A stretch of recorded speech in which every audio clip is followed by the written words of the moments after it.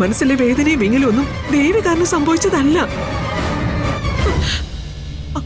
ആ കുഞ്ഞിനെ നമുക്ക് വിധിച്ചിട്ടില്ല. മതി, നിർത്ത്.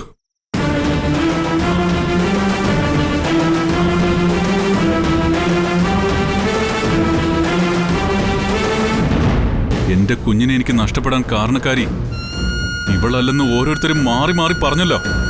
ശരി, ആയിക്കോട്ടെ. പക്ഷേ ഇവളോടുള്ള സ്നേഹം കൊണ്ടാണല്ലോ എന്നെ പറഞ്ഞ് മനസ്സിലാക്കാൻ നിങ്ങളൊക്കെ ഇത്രയും കഷ്ടപ്പെടുന്നത്. ആ നിങ്ങളോടൊക്കെ ഞാൻ ഒരൊറ്റ കാര്യം ചോദിക്കുന്നുള്ളൂ. നിങ്ങൾക്കെല്ലാം ഇവളെക്കുറിച്ച് എന്തറിയാം?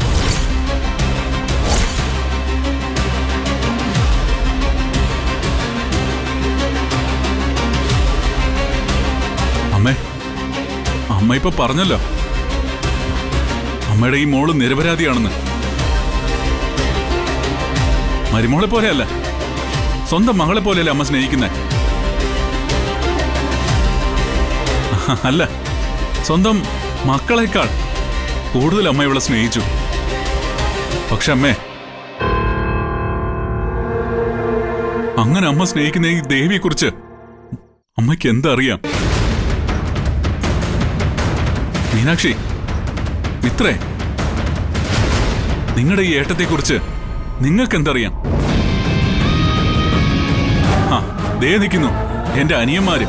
പറയടാ, നിങ്ങൾക്ക് നിങ്ങളുടെ ഈ ഏട്ടത്തെക്കുറിച്ച് എന്തറിയാം? പറ. അനുക്കുട്ടി, നിന്റെ ഈ ഏട്ടത്തി എന്തുവരെ പഠിച്ചിട്ടുണ്ടെന്ന് നിനക്കറിയാവോ? അമ്മയ്ക്കറിയോ?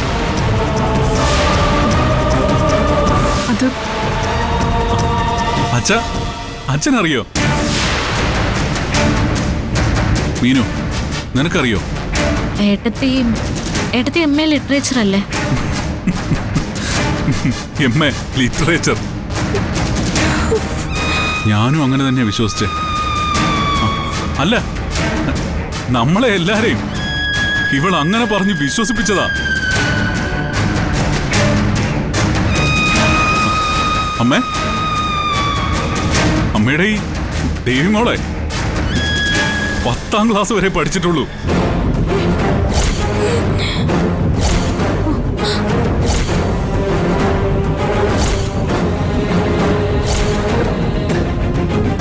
സത്യമേത്, അമ്മയുടെ ഈ ദേവി മോളെ 10ാം ക്ലാസ് വരെ പഠിച്ചിട്ടുള്ളൂ.